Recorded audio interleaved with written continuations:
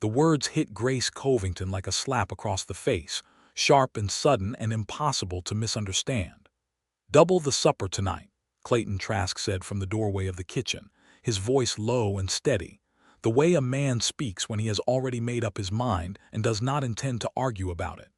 He was looking at her directly, his dark eyes holding hers with a certainty that made her breath catch somewhere between her ribs. "Because she and her children are not going back."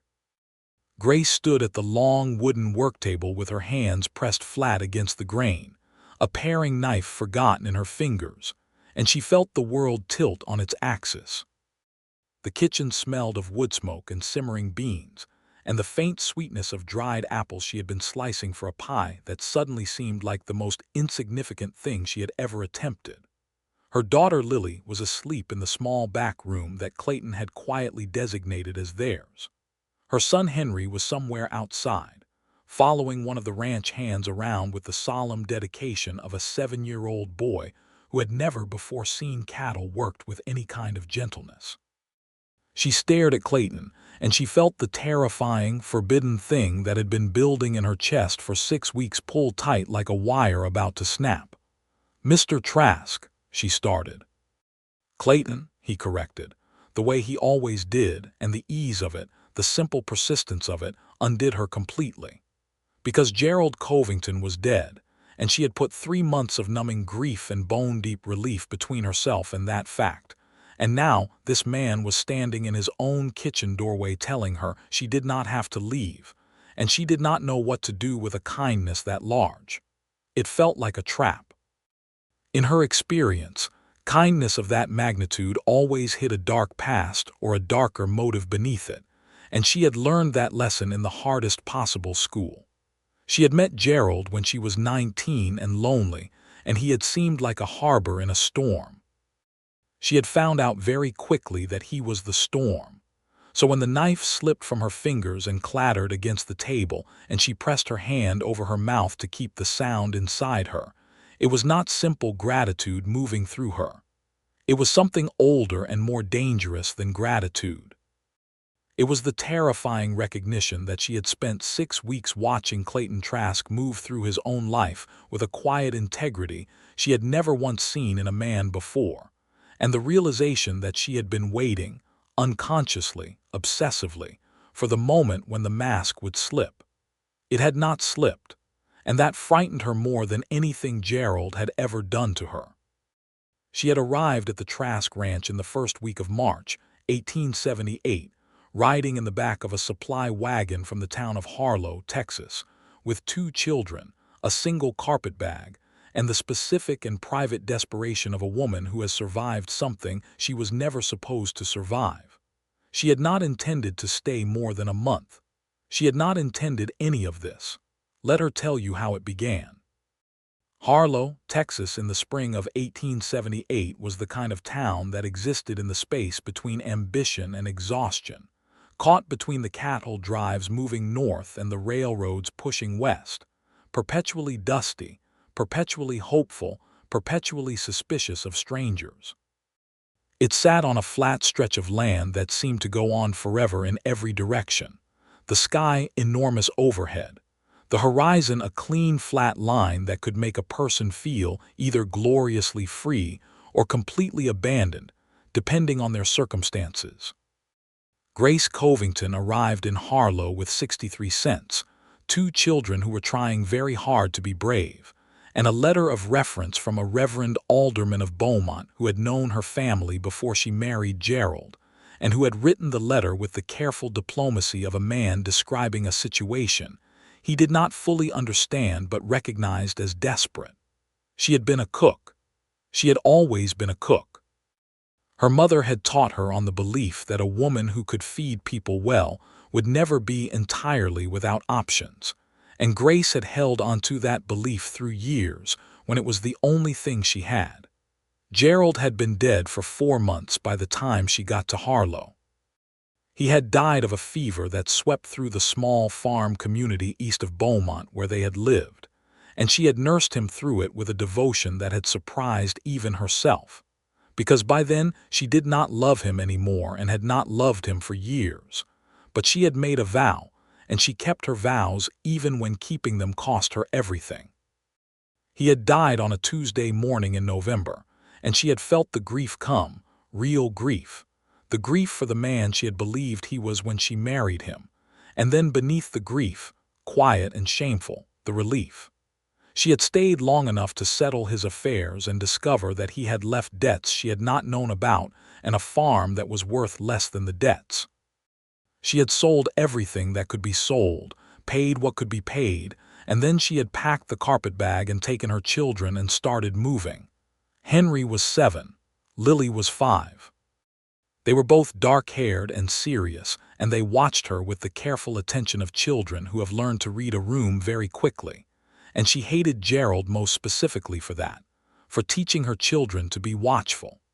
She heard about the Trask Ranch from a woman in Harlow named Dora Whitfield who ran the dry goods store and seemed to know everything about everyone within 40 miles. Clayton Trask lost his cook in February, Dora said, looking Grace over with the direct assessment of someone who had seen hard times herself and recognized them in others. His ranch is 12 miles out. He's a good man, Grace. I know that's not always worth much, but in his case it actually is. Grace had looked at the woman and thought about all the times she had been told that a man was good, and how rarely it had proven true in any meaningful way. He has a reputation for treating his people fairly, she asked. More than fairly, Dora said. He pays on time, he doesn't drink more than a social glass, and 3 years ago when one of his hands broke his leg, Clayton paid his wages through the whole recovery without being asked. That's the kind of man he is. Grace had thought about that for a long moment.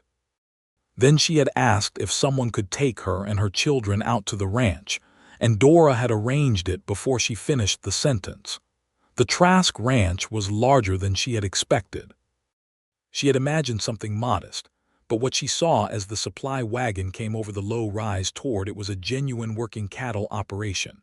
200 acres of Texas rangeland with a solid stone and timber main house, a bunkhouse, a well-kept barn, several outbuildings, and cattle moving in the middle distance like slow brown clouds.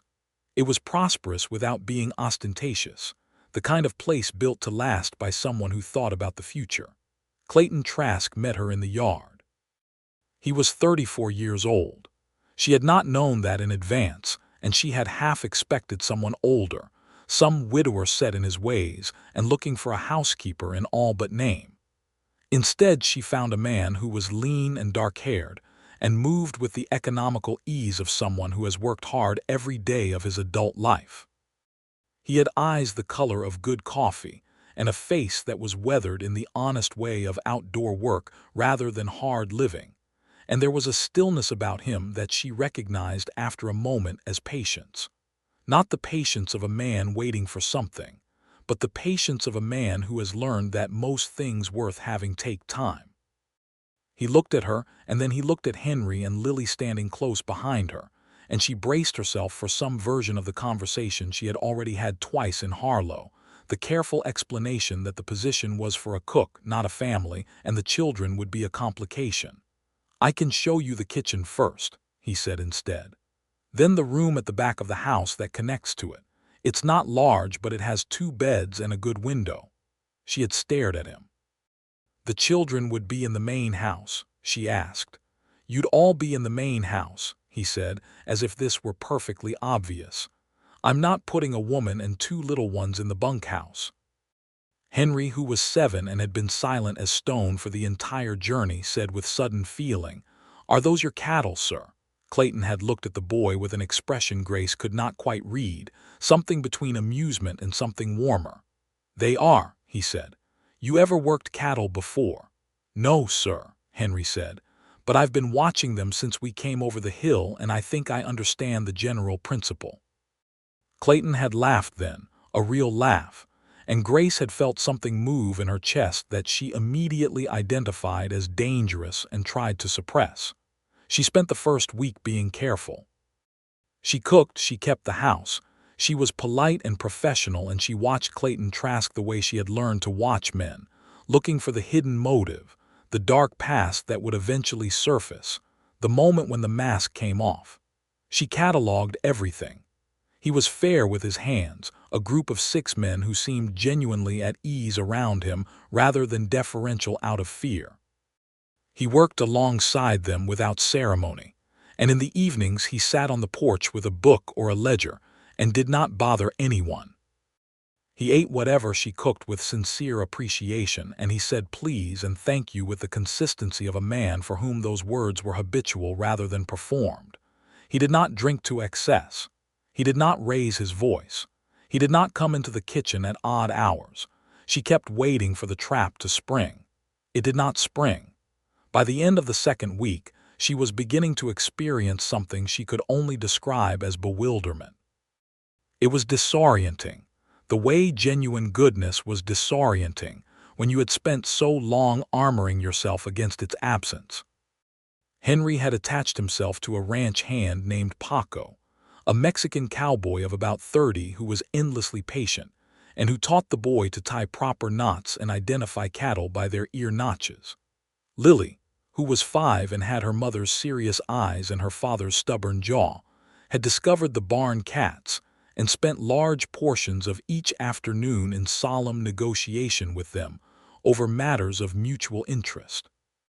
Grace cooked 3 meals a day and kept the house and was competent and invisible and perfectly fine. She was not perfectly fine. The trouble was Clayton himself. Not in the way trouble had come before, not through cruelty or control or the slow erosion of selfhood that Gerald had practiced with the patience of a man who believed he owned things. The trouble was that Clayton Trask was kind in ways that ambushed her, consistently, and without apparent effort. He moved her chopping block closer to the window because he had noticed, without being asked, that she favored the natural light. He had a young ranch hand fix the back door latch that stuck because she had mentioned it once in passing, and he remembered. When Lily came down with a cold in the 3rd week and Grace sat up 2 nights running with her, Clayton appeared in the kitchen on the morning of the 3rd day with coffee already made and told her to sleep, that he would see to the child's breakfast. She had found him sitting at the small table in the back room with Lily in his lap, reading to her from a book about horses, while Lily drank warm broth with the contentment of a child who does not know she is being particularly loved. Grace had stood in the doorway and felt the wire in her chest pull impossibly tight. "You should sleep," he said again, looking up, and his voice was gentle in the way that things are gentle when they are strong enough not to need to be anything else. She slept. She hated herself a little for how easily she slept. In the 4th week, she began to understand that what she was feeling was not bewilderment. It was something older and more specific, something she had believed she had sealed away permanently because the cost of feeling it was too high and the risk of it was unconscionable. She was falling in love with Clayton Trask. She recognized it the way you recognize weather, not the moment it arrives, but the moment you realize it has been building for days and you simply were not looking at the sky. She addressed this problem with practical urgency. She reminded herself of everything she knew about the danger of loving a man. She reminded herself that she was his employee, that she had 2 children who depended on her clear head and good judgment, that she had no reason to trust the feeling because the last time she had trusted it, she had married Gerald Covington at 19 and spent the next decade discovering, increment by increment, exactly what she had done. She resolved to be professional. She resolved to maintain a careful distance. She resolved not to notice the way Clayton's hands moved when he worked, or the particular quality of his laugh, or the way he always made sure to speak to Henry man to man rather than talking down to him the way adults do to children when they are not paying real attention. She was not very successful at her resolution. By the 5th week, she had begun to understand that Clayton noticed her in a way that was not the noticing of an employer toward an employee. It was subtle, the way he was subtle about everything, but it was there. He asked her questions about herself, not the intrusive questions of someone mapping territory, but the genuine questions of someone who wanted to know. He asked about her family and where she had grown up and what she had cooked for her first real dinner party, and whether she preferred the early morning or the evening, and he listened to the answers with an attention that felt personal rather than polite. She answered carefully. She gave him facts without context, the what without the why, because the why involved Gerald, and she was not ready to speak about Gerald to anyone, let alone to Clayton, who she was failing to not love with increasing and alarming thoroughness. It was in the 5th week also that trouble arrived, as it tends to do, from an unexpected direction. His name was Warren Good, and he was Gerald Covington's cousin, and Grace had known since Gerald's funeral that he would eventually come looking. Gerald had owed Warren Good $200, a debt accrued through a series of poor decisions that Gerald had never mentioned to his wife, because Gerald did not discuss such things with his wife. When Gerald died, Warren had presented himself at the farm in Beaumont with the specific and cheerful menace of a man who expects to collect, and Grace had told him honestly that the farm had been sold to cover other debts and that she had nothing to give him. Warren had smiled in the way that men smile when they intend to wait you out. He had said that he was sure she would find a way. He had said she knew where to find him. She had left Beaumont shortly afterward. He found her in Harlow on a warm April afternoon, and she was in the dry goods store when she looked up and saw him through the window, crossing the street, and her heart went cold with a recognition that was not surprise. She had known at some level that he would find her. She had hoped she would have more time. Warren Good was 40 years old, big-shouldered and broad-faced, with the look of a man who had once been physically impressive, and had allowed himself to go to seed without entirely losing the menace that had accompanied his prime. He carried himself with the specific confidence of a man who believes the world owes him things, and has never entirely given up expecting to collect. He came into the dry goods store and looked at her and smiled. "Mrs. Covington," he said, "imagine finding you all the way out here." "Warren," she said, her voice was steady. She had learned a long time ago to keep her voice steady. "I've been looking for you," he said. $200 is a significant sum, and Gerald's debt was a legal obligation. His estate was responsible for it. "His estate was insolvent," she said. "You know that." "I know what you told me," Warren said. "I'm not entirely satisfied that you were fully transparent about the assets." Grace looked at him and felt the familiar cold clarity that had helped her survive Gerald's worst moments. "What do you want, Warren?" he told her. What he wanted was not the $200, or not only the $200. What he wanted was leverage, the specific and terrible leverage of a man who has decided that a woman alone is a problem that can be solved in a particular way.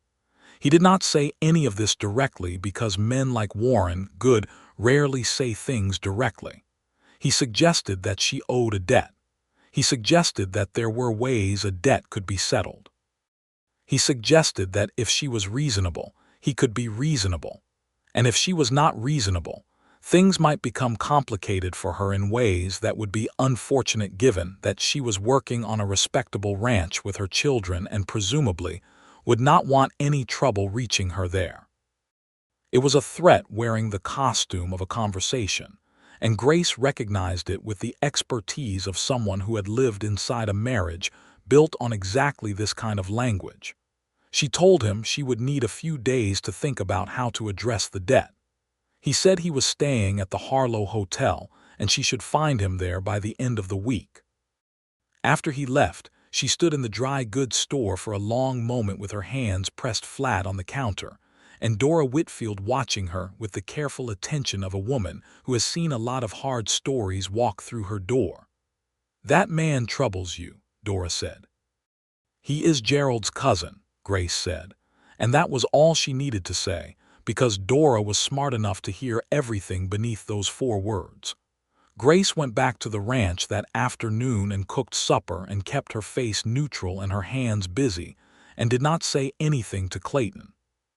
She lay awake that night thinking about Warren Good and thinking about her options, and trying very hard not to include Clayton Trask in her calculations, because he was her employer and she was his cook, and whatever warm and dangerous thing existed between them was irrelevant in the face of a real and present threat.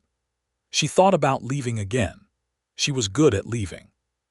She had left Beaumont and she could leave Harlow, and there was something almost comfortable in the familiar shape of that option, in its simplicity.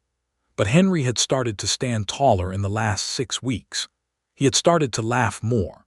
He had started to talk about cattle with an authority that would have been funny if it hadn't been so heartbreaking in its genuineness. The authority of a little boy who has finally landed somewhere that feels solid beneath him. And Lily had made a specific peace with a gray barn cat she had named Sergeant.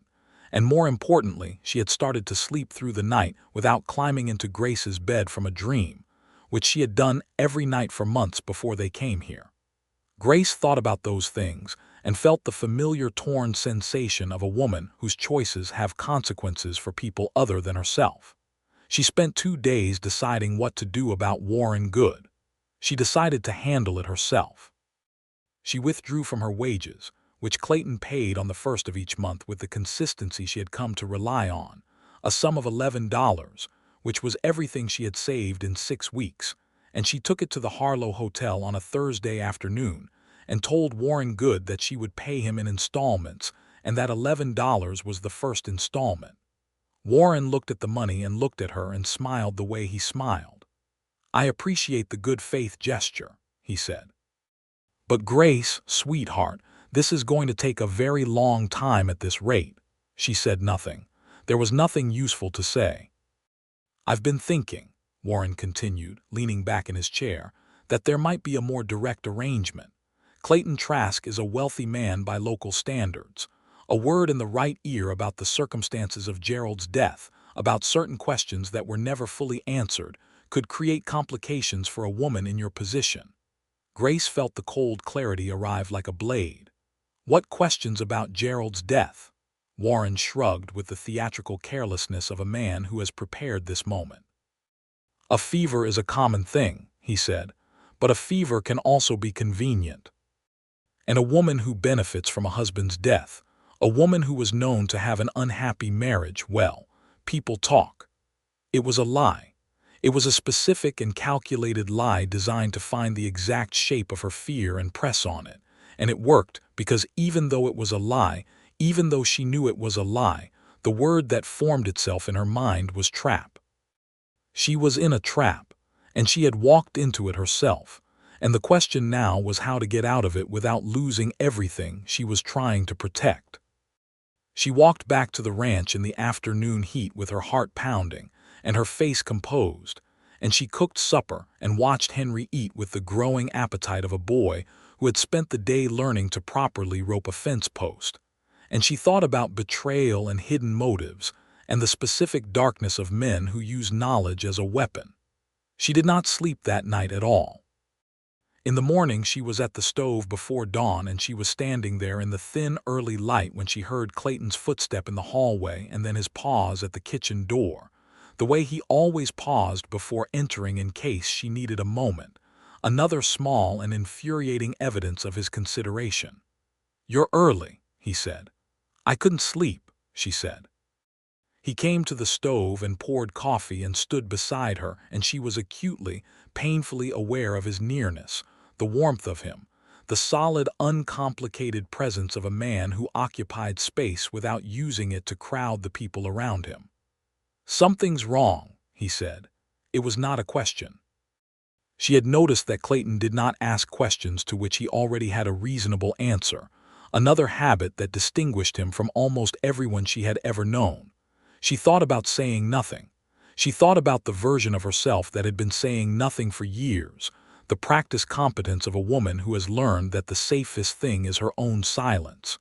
"There is something I need to handle," she said. "It's a personal matter. It will not affect my work." "I didn't ask about your work," he said. She turned and looked at him. He was watching her with those steady coffee-dark eyes, and she thought about secrets and the cost of carrying them and the specific exhaustion of being a person whose whole life has been built on managing things alone. "Gerald's cousin is in Harlow," she said. Clayton's expression did not change, but she felt the change in him, a kind of attention that sharpened without becoming hard. "Causing trouble. He claims Gerald owed him money," she said. "He is using it as leverage." She watched him hear the word leverage and understand it the way a person understands something they have context for. He set his coffee cup down carefully. "What kind of leverage?" she told him. Not everything, not the full shape of her marriage to Gerald, but enough. She told him about Warren's implied threat regarding Gerald's death, the lie of it, the calculated malice of it. She told him about the installment she had already paid and the futility of that gesture. She kept her voice steady and she watched his face, and she waited for the moment when he would suggest something she could not accept, some solution that came with its own cost. He listened without interrupting. When she finished, he was quiet for a moment, the kind of quiet that is not absence but thought. "He's threatening to spread a lie about how your husband died," he said. "Yes." "To damage your reputation here and your position here." "Yes." And he used a word like reasonable, suggesting there's a way you could settle this that doesn't involve money. She was silent. "Grace," he said, and her name in his voice had a quality she was not prepared for, a careful gentleness that was also a kind of anger held very still. "That is not a debt, that is extortion." "I know what it is," she said. "Then you know it won't end with any amount of money." She knew that too. She had known it from the first moment in the dry goods store, and she had been trying to find a way to manage it that did not involve anyone else because she had managed things alone for so long that help felt like surrender. "What are you going to do?" she asked. "I'm going to ride to Harlow today and speak with Warren Good," he said. "And then I'm going to speak with the county sheriff, whose name is Tom Aldridge and who is a fair man. A legal threat documented and answered properly is the end of this. He'll say things about me," she said, "even if they're not true." "Let him," Clayton said, and his voice was completely calm. "I know you, Grace. I've known you for 6 weeks, and I know you well enough to know that anything Warren Good says about you is either irrelevant or false. The people in Harlow who matter will know it too." She stared at him and felt the wire in her chest do something she could not categorize, a loosening that was also a tightening, a contradictory physical sensation she associated with something too large and too dangerous to name in a kitchen before sunrise. "You don't have to do that," she said. "I know I don't have to," he said. "I want to." He rode to Harlow that morning, and Grace spent the day doing exactly what she would have done on any other day, because there was no productive alternative, and because she had 2 children who needed to eat and a kitchen that needed managing and practical demands that did not pause for emotional upheaval. Paco appeared in the kitchen mid-morning to collect a lunch pail and told her that Clayton had left instructions with the hands to keep a general eye on things and that everything was absolutely fine, with the specific and transparent reassurance of a man passing along instructions without being told why. Clayton returned in the late afternoon. Grace was at the stove. She heard his horse and then his boots on the porch steps and then the kitchen door, and she turned. He looked composed, the way he always looked composed, but there was something in his jaw that she had learned to read as the residue of controlled feeling. "Warren Good will not be troubling you again," he said. She waited. "I found Sheriff Aldridge first," he said, "and I explained the situation. Tom rode with me to the hotel. We made it very clear to Mr. Good that extortion is a criminal matter in the state of Texas, that the alleged debt of Gerald Covington's is not a legal obligation of yours as the surviving spouse given the terms of the estate settlement, and that any continued harassment would result in formal charges. Tom is a thorough man. He got it in writing." Grace absorbed this. "He signed something. He signed a statement acknowledging that the debt claim is settled and that he has no further business with you or your children." In the presence of the county sheriff, he paused. He was not happy about it. "No," she said, "I imagine he was not." "He said some things," Clayton said, looking at her directly, "about Gerald's death and about you. Tom heard all of it and told him that slander was also a matter of legal consequence and that he strongly recommended Warren get on the next stage out of Harlow and stay gone. There is a stage going to San Antonio tomorrow morning." She turned back to the stove because she did not trust her face. "Thank you," she said. The words felt entirely insufficient for what she meant. "Grace." His voice was quiet. "Look at me." She turned. He was standing 6 feet from her, and he was watching her with an expression that she had been trying not to name for 6 weeks. "You should have told me sooner," he said. "I'm not accustomed to telling people things," she said. "I'm accustomed to managing things myself." "I know," he said. "I noticed." There was a long pause. The kitchen was warm, and the evening light came through the window she now kept clear because he had moved the chopping block, and Grace stood in that light and looked at Clayton Trask and thought about the spectacular inconvenience of loving a man who kept proving himself worthy of it. "I should finish supper," she said. "You should," he agreed. And then he said quietly, almost to himself, "I'm glad you're here, Grace." He walked out of the kitchen, and she stood at the stove for a long moment with her hand on the handle of a skillet, and her heart doing something entirely beyond her management. The days after Warren Good's departure were different in a way she could not entirely quantify. Something had shifted between her and Clayton.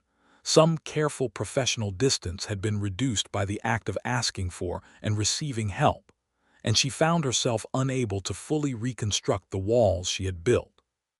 He began to take supper with her and the children most evenings, rather than in the separate dining room where he had previously eaten.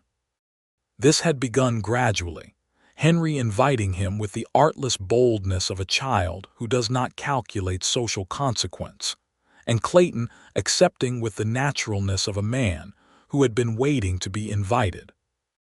Lily, who was selective with her trust in the manner of all cats and most 5-year-olds, had initially observed him from a careful distance, and then, over the course of several evenings, migrated her chair incrementally closer to his, until she was sitting immediately adjacent to him, and commenting on his food choices with the authority of someone who has worked in a kitchen.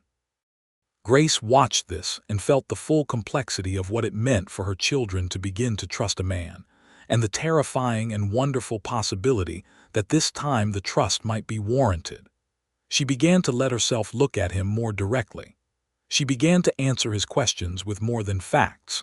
She told him about her mother's kitchen and the way her father had come home from cattle drives with stories that made her want to travel.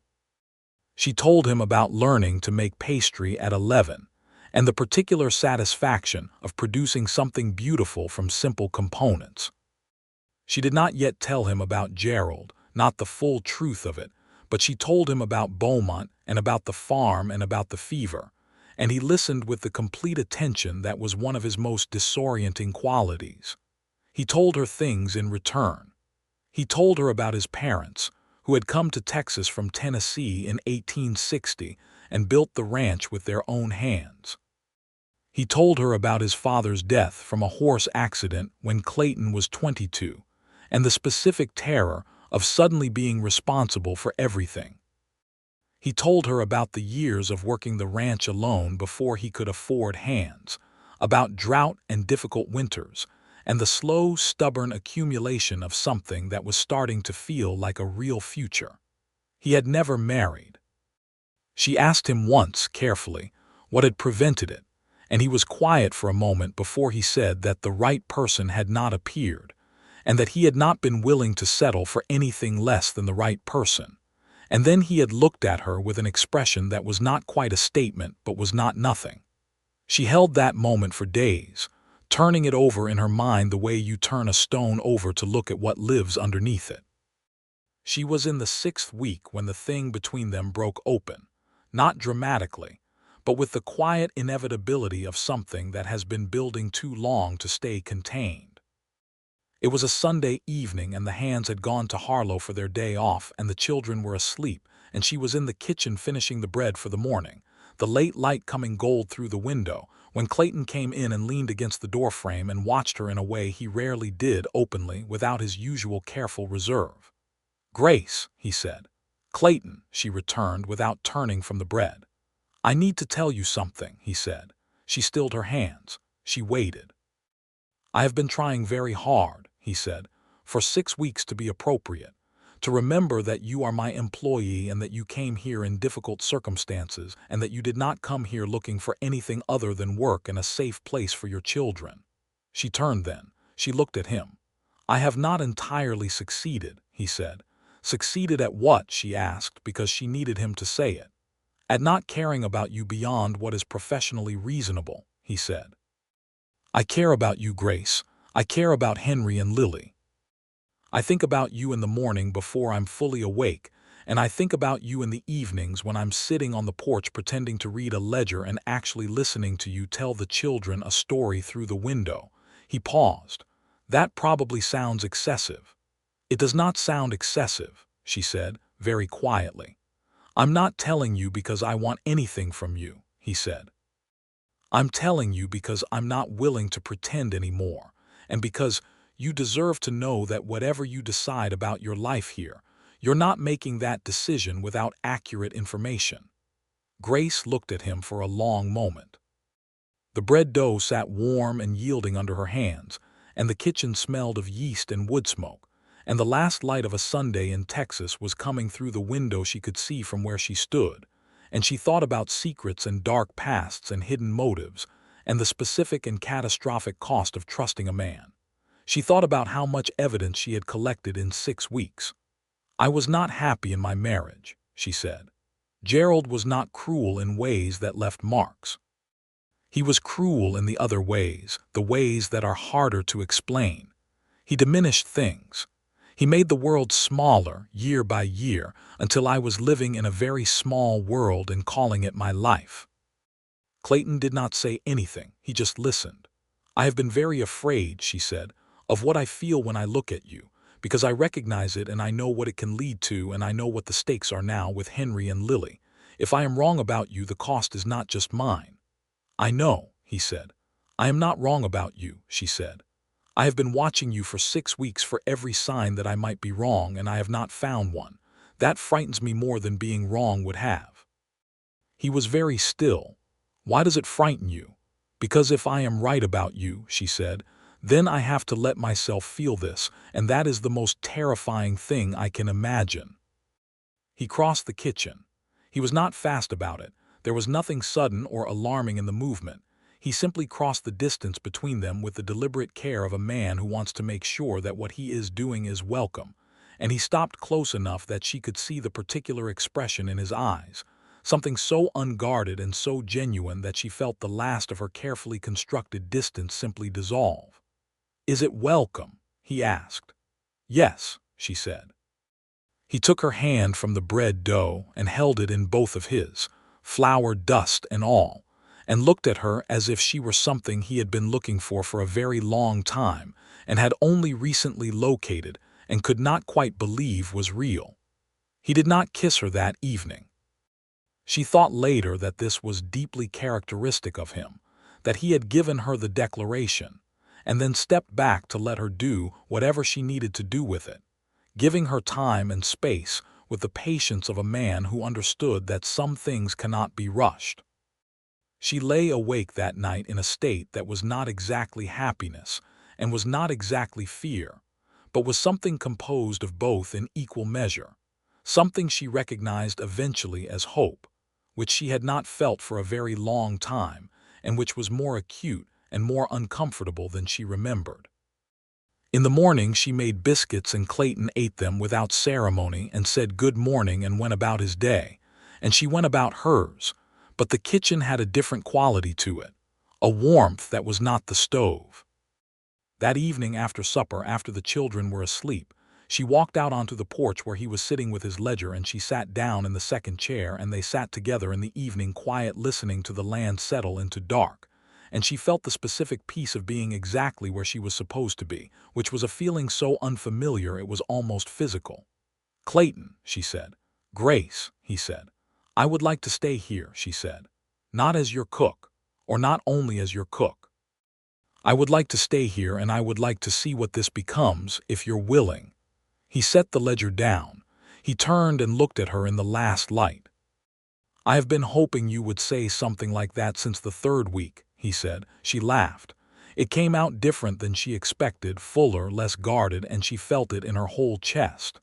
You could have said something sooner, she said. You needed time to trust it, he said. I could see that. I wasn't going to rush you. She looked at him and thought about the word forbidden, how she had told herself that what she felt was forbidden, and how that word did not apply here, how here there was no prohibition, no hidden cost, no trap she had failed to see. Here there was simply a man who had been waiting with the patience of someone who believed the right things were worth waiting for. She reached over and took his hand the way he had taken hers the evening before, and he turned his palm up and held hers in it. And they sat like that in the evening dark while the stars came out over the Texas rangeland, and the cattle moved in the distance, and the world was very large and very quiet and entirely good. The days that followed were a different kind of discovery. They learned each other in the ways that people learn each other when they are past the necessary early pretense of professional distance, through honest conversation and shared work, and the small daily revelations of routine. Grace learned that Clayton had opinions about almost everything, and expressed them with a directness that she found startling and refreshing, so different from Gerald's practiced vagueness, his way of never committing to anything that might be held against him later. Clayton said what he thought, and he thought carefully before he said it, and she could rely on the accuracy of what he told her. He learned, in return, the full dimensions of what she had survived. She told him about Gerald over the course of several evenings, not all at once but piece by piece, the way you dismantle something that has been built to last. She told him about the control and the diminishment and the years of making herself small. She told him about the marriage she had believed in at 19 and the education of the decade that followed, and she told him about the relief she had felt when Gerald died and the shame that had accompanied the relief, and he listened through all of it without judgment, without the careful neutrality that is actually a kind of judgment in disguise.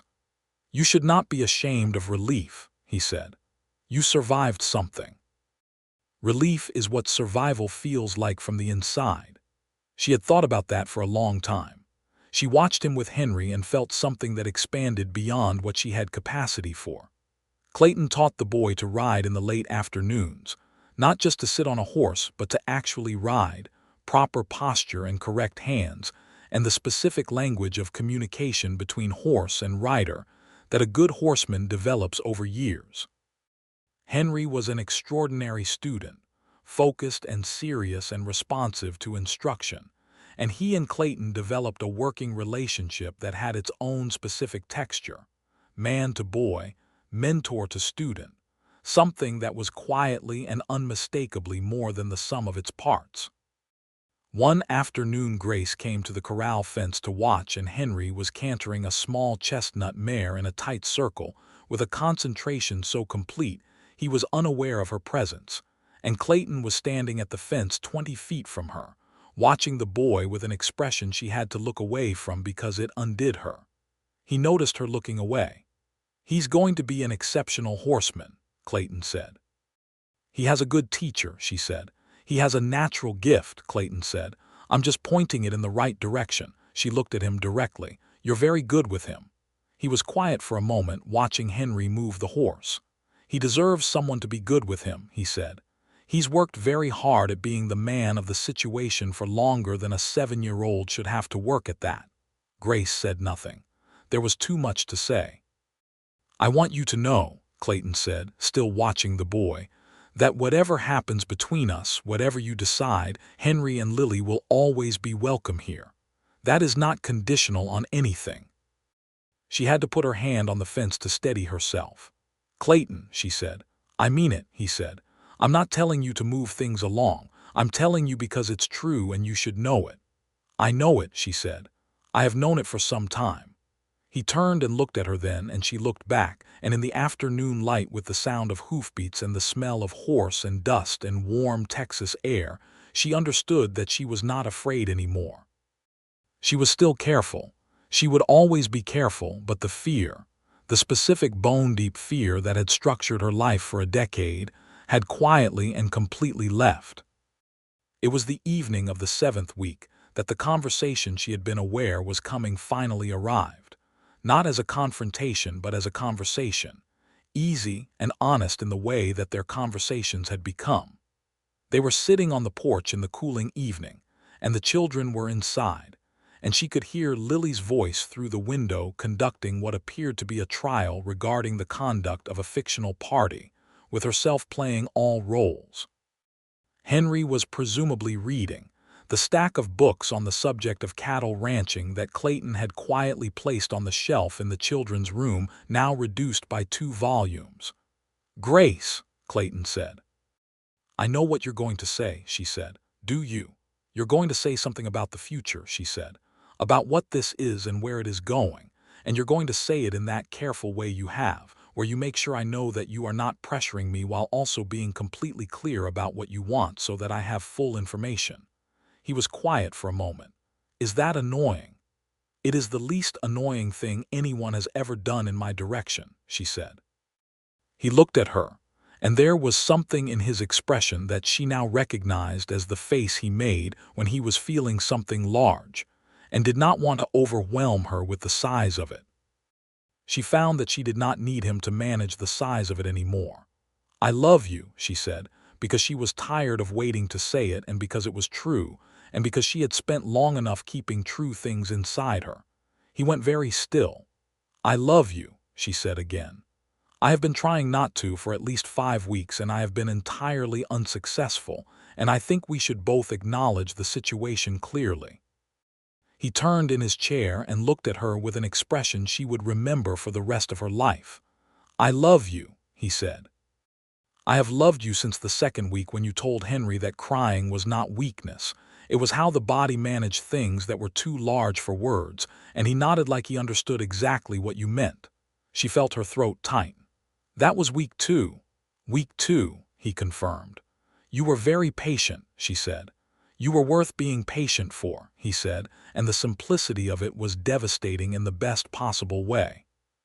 He kissed her finally, with all the care and sureness she had come to associate with everything he did, and she kissed him back with something that was relief and gratitude and desire, and the particular tenderness of 2 people who have each survived something and found each other on the other side of it. The summer in Texas was long and hot and full of the daily work of the ranch, cattle and fence lines and water, and the endless maintenance of a working spread. Grace cooked and kept the house and began gradually, without making a formal announcement about it, to be part of the life of the place rather than a hired presence within it. The hands adjusted to this shift with the practical acceptance of working men who care primarily about whether supper is good, which it consistently was. Paco, who had been Henry's devoted guide since the 1st week, was quietly delighted by the situation, and showed it through the medium of bringing Grace small gifts from Harlow when he made supply runs. A packet of cinnamon, a particular variety of dried chili she had mentioned once, small courtesies that communicated belonging without requiring discussion. The oldest hand, a man named Ed Sayers who had worked for Clayton's father and who was now in his late 50s and functioned as a kind of conscience for the whole operation, sat across from Grace at the long bunkhouse table one afternoon when she had brought the hands a midday meal and said, without preamble, "Clayton's a good man, Mrs. Covington." "I know he is," she said. "I've known him since he was 9 years old," Ed said. "Never seen him look at anyone the way he looks at you." She considered this. "How does he look at me?" "Like you're the answer to a question he's been carrying for a long time," Ed said simply, and went back to his meal.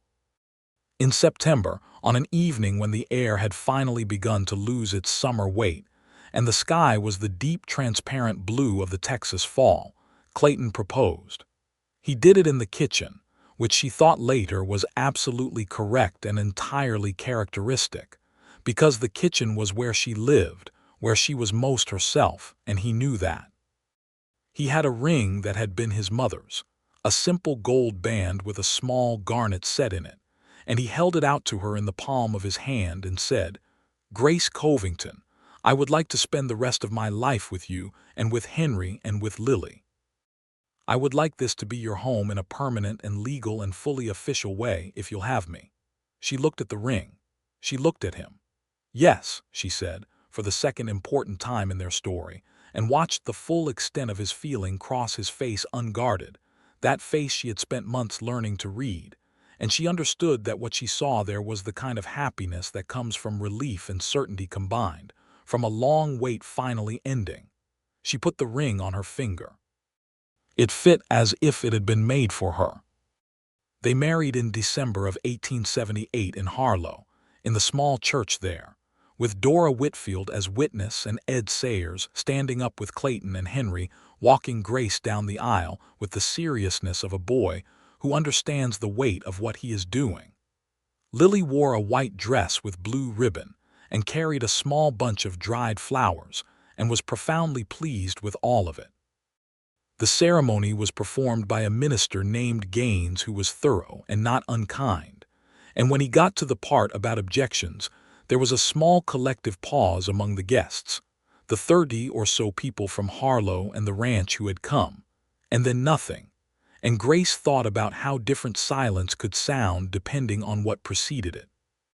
When the minister said that Clayton could kiss his bride, Clayton took her face in both hands with a care that was also a kind of declaration, public and unhidden, and kissed her, while the church erupted in the specific Texas enthusiasm of people who are genuinely pleased by good news.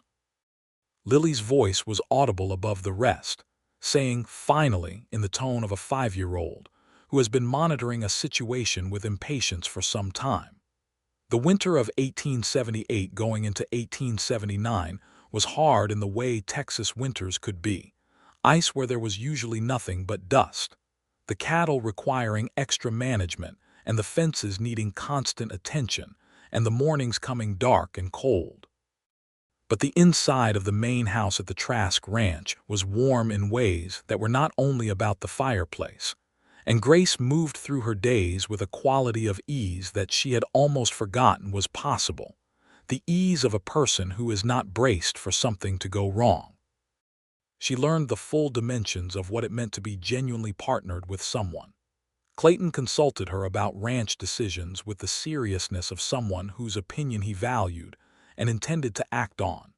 He was interested in what she thought about everything, the cattle market and the water situation, and whether the bunkhouse roof needed repair before spring, and she was interested in return, finding herself drawn into the life of the ranch with a depth she had not anticipated. She had always been only in the kitchen before. She had not known there was so much more. Henry's 8th birthday arrived in January, and Clayton gave him a horse of his own, a 3-year-old bay that Henry named Corporal with the gravity of someone bestowing an honor. And the boy's face in that moment was the most perfect thing Grace had seen in her life up to that point. Spring came, and with it, the busy season of the ranch, calving and branding and the preparation for the summer drives. Grace was visibly pregnant by April, a development that surprised her in its timing and moved her in ways she had not expected, because she had been pregnant twice before in a context so different from this one that the experience barely resembled itself. Clayton's reaction to the news had been characteristic in its perfect sincerity. She had told him on a Thursday morning over coffee, and he had sat very still for a moment, and then he had reached across the table and taken her hand and looked at her with an expression she did not have a word for, something between awe and a specific personal gratitude that had nothing to do with her at all and everything to do with her simultaneously. "Are you all right?" he asked. "I'm perfectly well," she said. "That's what I mean," he said, and she understood him exactly. The pregnancy was straightforward, and she was healthy, and the summer passed in the heat and work of the ranch and the gentle adjustment of their household. And in October of 1879, she gave birth to a boy, in the main house bedroom, with the assistance of a midwife from Harlow named Mrs. Calloway, who was practical and competent, and seemed constitutionally incapable of alarm.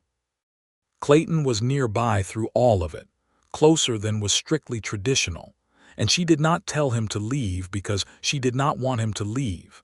And afterward, when Mrs. Calloway placed the child in his arms, she watched his face and thought, again, and with the same force as always, that she had been right about him. They named the boy James Clayton Trask, James after Grace's father, who had been a good man and deserved the tribute. Clayton after his father, which was also a tribute, differently shaped. Henry, who was 8 and trying to be appropriately dignified about the arrival of a small brother, lasted approximately 4 minutes in the presence of the infant before his dignity entirely dissolved, and he sat on the floor next to Clayton's chair and reached up to touch the baby's hand with one careful finger, and wore an expression of such uncomplicated love that Grace had to look away. Lily, at 6, was authoritative and immediate about the whole matter. "He's mine," she told Henry with finality. "I already decided. He's everyone's," Clayton said from the chair. "He is primarily mine," Lily said, in the tone of someone establishing a position for future reference. The winter of 1879 into 1880 was the first full year they were entirely a family, all of them together in the house that had been built to last, and Grace moved through it with a quality of awareness she had not possessed before, a conscious and sustained appreciation for the specific texture of what her life had become. She was not naive about it. She knew that lives changed and that hardship could arrive from unexpected directions, and that contentment was not a state that maintained itself without tending. She had learned all of that at significant personal cost, but she also knew that she had built something real here, something with Clayton that was constructed from honest materials, from transparency and trust, and the daily labor of choosing each other. She had a partner in the genuine sense, a man who was her equal in seriousness and her superior in patience, and who loved her children with a consistency and depth that she had given up hoping to find. The spring of 1880 brought particular challenges to the ranch, a drought that reduced the water sources to a degree that required extensive work on the irrigation channels and cost them a portion of the expected calf crop. Clayton worked through it with his usual measured determination, neither pretending the problem was smaller than it was nor allowing it to become larger than necessary through catastrophic thinking, and Grace worked alongside him in every way she could, managing the household accounts and taking over more of the external communication to free his time for the physical demands of the situation. They solved it together. This was the thing she kept coming back to. They solved things together, and the solving felt different when there were two of you, not halved in difficulty but somehow made manageable in a way that it simply was not when you were alone. In the summer of 1880, Ed Sayers retired from active ranch work. He did not leave, because no one suggested he should. He simply moved from working hand to general advisor and resident historical authority on all matters related to the Trask operation, a role he filled with the same competence and quiet dignity that had defined his 40 years of working.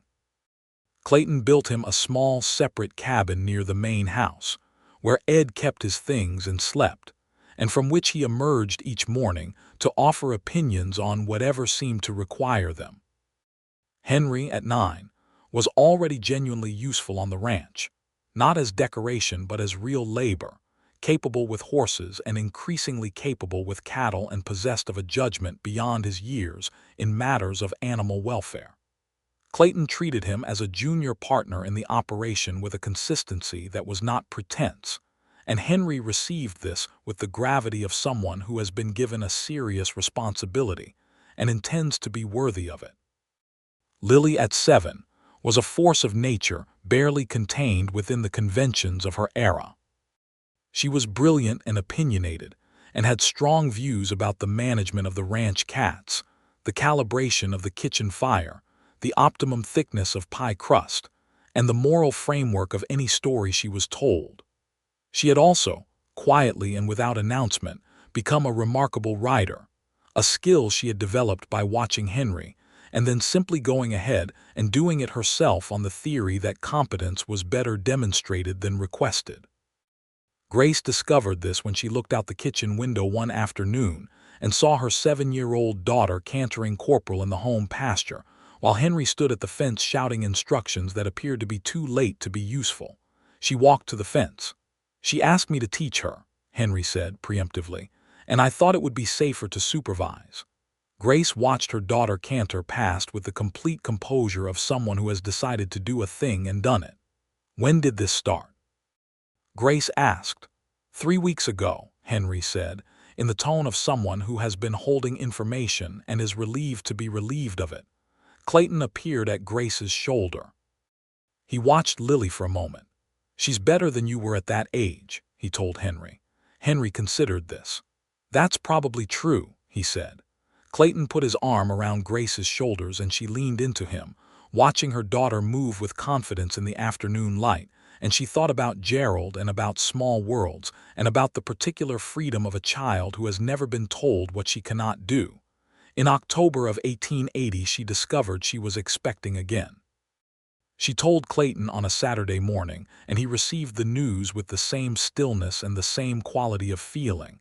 And then he said, "Boy or girl, they're going to have to negotiate with Lily about everything from the start." She laughed. The laugh was full and unguarded, and she felt it the way she felt all of her feelings now, without the layer of management she had spent a decade maintaining. The pregnancy was easy, and James, who was 1 year old and had opinions about most things already, seemed largely undisturbed by the development. Henry was carefully interested. Lily was immediately proprietary in a way that suggested she had mentally redesignated the incoming child as another cat to be managed. In June of 1881, their daughter arrived. They named her Ruth Ellen Trask, Ruth for Clayton's mother and Ellen for Grace's, a double tribute that felt like the right architecture for a child who would be. It became apparent within weeks, an absolute original. Ruth was red-haired, which surprised everyone except Dora Whitfield, who said at the baptism that her own grandmother had been red-headed, and that it turned up in families like weather, unpredictably and at intervals. She was also, from her first weeks, constitutionally incapable of the passive acceptance of her circumstances, a quality her father found hilarious and her mother recognized with the specific recognition of someone seeing a mirror. The ranch by 1882 was a different place than it had been when Grace arrived in March of 1878.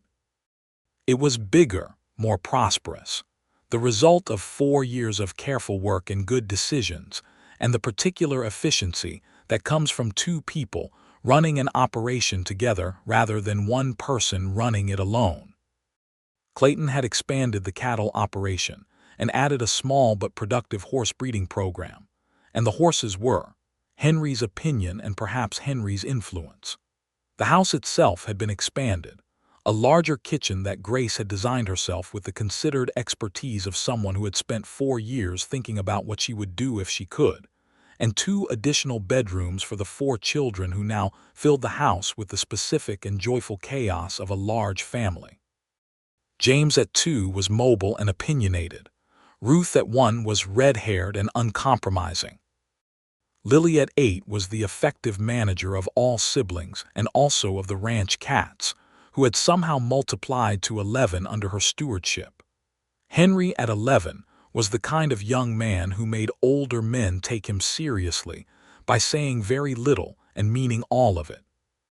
On an evening in late summer of 1882, Grace sat on the expanded porch with Clayton after supper, while the children's voices came through the warm evening air from various locations around the yard, and she looked at the ranch in the evening light, at the land going on and on toward the flat horizon, at the cattle she could see in the middle distance, at the well-kept buildings that represented decades of intentional work, and she felt the word home in her chest like a heartbeat. Constant and quiet and entirely her own. "Tell me something," she said. "Anything," he said. "Are you happy?" He looked at her. He had that expression she loved, the one that was fully open, nothing managed or held back. "Are you asking seriously?" "I'm always serious," she said. "You're the most serious person I know," he said, which is a compliment coming from me because I am also very serious. He reached over and took her hand the way he had taken it on the first real evening, palm up, holding hers in it. "I am happier than I believed I would be," he said. "I don't say that lightly. I had largely made peace with a smaller life. I had decided that what I had was good enough and that wanting more was a kind of greed." "And now?" she asked. "And now I think I was wrong about that," he said. Wanting the right things is not greed, it's just honesty. She looked at him for a long moment. Clayton, she said. Grace, he said. The night Warren Good was in Harlow, she said. The night before you went to deal with it, I thought about leaving. I thought about packing the bag again and taking the children and finding somewhere else. I was very practiced at that kind of leaving. He said nothing, just held her hand. I'm glad I didn't, she said. I'm glad I stayed and let you help me. I'm glad I let it be hard instead of running from hard things again. You have never run from hard things, he said gently. You survived hard things. That's different. I ran from some of them, she said honestly. You protected yourself and your children, he said. That's not running, that's sense. She looked at him and thought about how much time she had spent trying to find the flaw, the hidden cost, the dark thing beneath the surface. She thought about the comprehensive evidence of 4 years. She thought about a man who had moved a chopping block to the light without being asked and fixed a door latch. She mentioned once and read to a sick child on a Tuesday morning, and ridden 12 miles in the heat to face down a blackmailer on her behalf, and proposed in a kitchen because he knew that was where she lived. I love you, she said. I want to say it more often than I do. I am still sometimes not used to saying it freely. You can practice, he said. I have excellent patience. I know you do, she said. I've never been as grateful for any single quality in a person. He brought her hand up and pressed it to his lips in the way he did sometimes, a gesture so simple and so certain, and she leaned her head against his shoulder, and they sat together while the summer evening deepened around them, and the stars began their long emergence above the Texas rangeland. Inside the house, Lily's voice was explaining something to James with the careful authority of someone who has decided that clarity is kindness.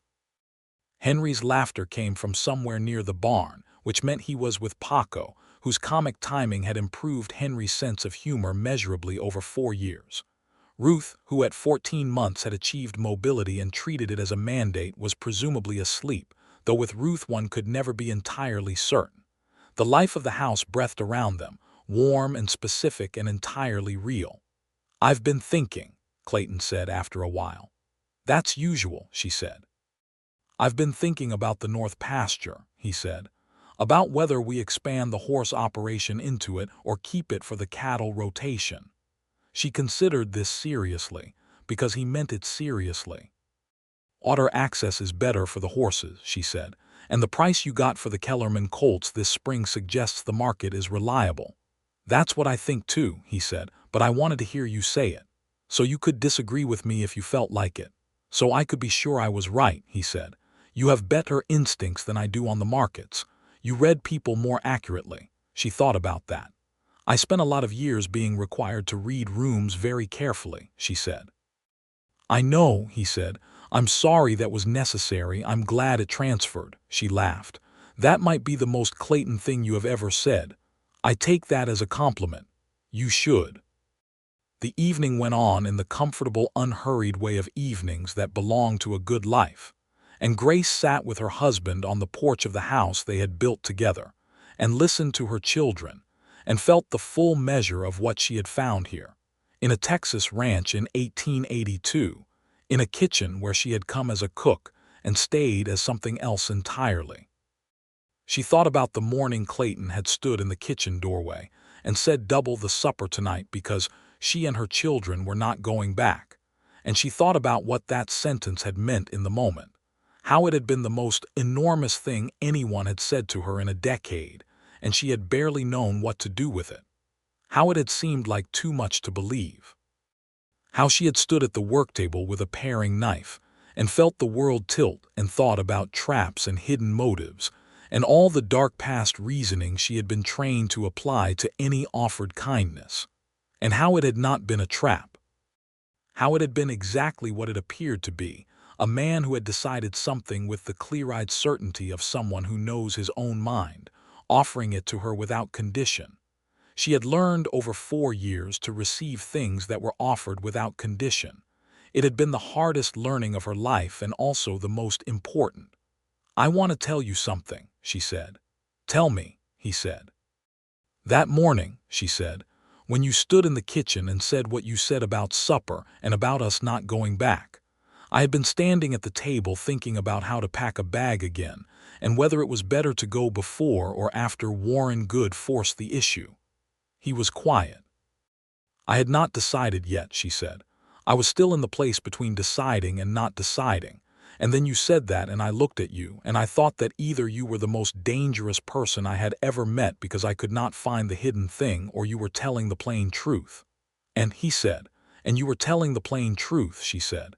And that was the moment I stopped being able to pretend I could leave. He was quiet for a moment. What stopped you? You said it like it was already decided, she said.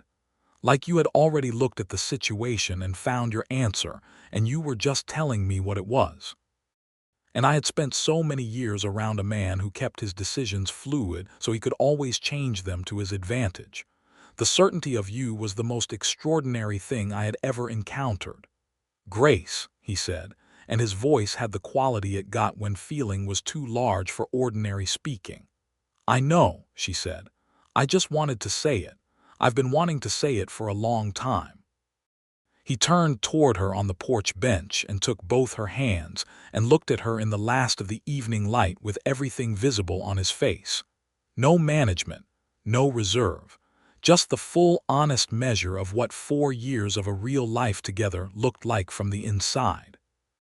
I am going to spend the rest of my life trying to deserve that trust, he said. You already have, she said. The trying is just the ongoing evidence. He kissed her then, and she kissed him back with the ease of something long practiced and still deeply felt. And when they separated, she rested her forehead briefly against his and breathed in the familiar specific smell of him, horses and wood smoke, and the honest labor of a day on a Texas ranch, and thought that she would add this moment to the long list of moments she returned to in the quiet spaces between other things. Inside the house, there was the sound of small feet and Lily's voice managing a situation, followed by James's determined objection to being managed, and the brief sharp cry of Ruth being roused from somewhere she had been comfortable, and then Henry's voice, patient and fond, mediating. Grace and Clayton sat up and looked through the warm window of their home at the four of them moving in the lamplight, the ordinary, extraordinary sight of their children conducting their lives in the safety of a place that held them. We should probably go in, Grace said. We probably should, he agreed without moving. They sat for another few minutes in the perfect Texas evening, and Grace felt the full weight and lightness of her life, the way it had arrived through grief and fear and betrayal, and the long, cautious crossing of impossible distances, and the way it had arrived here, at this place, with this man, and these children, and this specific and irreducible happiness that was hers in the plain and permanent way that real things are yours, not because you never nearly lost them, but because you held on through the nearly. She thought about the 19-year-old girl who had married a man because he seemed like a harbor. She thought about the woman she had been in Beaumont packing a bag in the gray November aftermath of relief and grief. She thought about the woman who had arrived in Harlow with 63 cents and a letter of reference and 2 children trying to be brave. She thought about the kitchen on a March morning in 1878 and a man standing in a doorway with a quiet certainty that still, 4 years later, made her breath catch between her ribs. Double the supper tonight because she and her children are not going back. Such a simple sentence, such an enormous sentence. The whole shape of what her life would become contained in it, in the plain declarative sureness of a man who had looked at her situation and seen not a complication but a resolution, not a burden but a belonging. She stood, and he stood with her, and they went inside together, into the warm lamplight where their children were, into the life they had built between them from honest materials and genuine love, and the door closed behind them on the Texas evening. And through the window the stars were coming out over the rangeland one by one, patient and constant and very bright. Later, when the children were all settled, James finally persuaded into sleep by the combined efforts of both parents, Ruth checked and confirmed peaceful, Lily in her bed with a book she had been told twice to put away, but was demonstrably still reading under the blanket, Henry asleep with the straightforward completeness of a boy who has spent a full day in productive work. Grace and Clayton sat together in the kitchen in the late quiet of the house, the way they often did, the lamp turned down low. The last warmth of the evening fire still present in the stones. She made tea. He ate a slice of the previous day's pie with the unself-conscious enjoyment he brought to all her cooking, and they talked about the North Pasture and the horse operation and James's emerging interest in everything Henry did, and whether Ruth's red hair was going to be the source of adventures for decades to come. And Grace looked at the kitchen, her kitchen, the window and the chopping block and the stove and the long wooden work table where she had stood on a March morning 6 years from now in memory, but present as breath in this moment. And she felt the word that had always cost her the most to say settle into her chest with the simplicity of truth. Home. This was home. These were her people. This man across the kitchen table eating pie with the contentment of someone who is exactly where he should be. These children asleep in their rooms. This land outside the window going on to the horizon under the stars. She had not built it from nothing. She had built it from everything she had survived, from all the hard years and the narrow escapes and the patient watchfulness and the 63 cents and the letter of reference and the morning she had not packed the bag. She had built it from the specific and humble courage of allowing herself to be helped, and the harder courage of allowing herself to be loved, and the hardest courage of all, the courage of staying when staying felt too good to be safe. It was safe. It had always been safe. She just had not known it for certain until it had proven itself, day by day, over all the days that had brought her here. Clayton looked up from his pie and found her watching him. "What?" he said. "Nothing," she said. "Everything." He smiled at her, full and unhurried. The smile she had been cataloging since the second week as evidence, and had since learned, was simply the face of a man who is happy. She reached across the table and he took her hand, the way they had always done, and they sat in the kitchen of their home in the quiet of a late Texas evening, while outside the stars burned their patient light over the wide flat land, and the cattle moved in the darkness and the wind came through the grass with the sound that grass makes when the night is good and still. And the world, for this moment, is exactly right. And it was.